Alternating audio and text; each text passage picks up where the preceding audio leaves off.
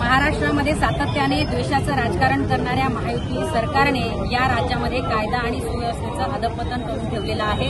या राज्यामध्ये केवळ माणसंच नाही तर आता पुतळे सुद्धा असुरक्षित झालेले आहे। दादर येथील मासाहेब मीनाताई ठाकरे यांच्या पुतळ्याची जी काही विटंबना समाजकंटकांकडून करण्यात आली त्याचा आम्ही या ठिकाणी जाहीर निषेध करतो आणि बुलढाणा जिल्हा शिवसेना पक्षाच्या वतीने आम्ही या ठिकाणी मागणी करतोय की या समाजकंटकांना तातडीने अटक झाली पाहिजे आणि त्यांच्यावर कठोर कारवाई झाली पाहिजे।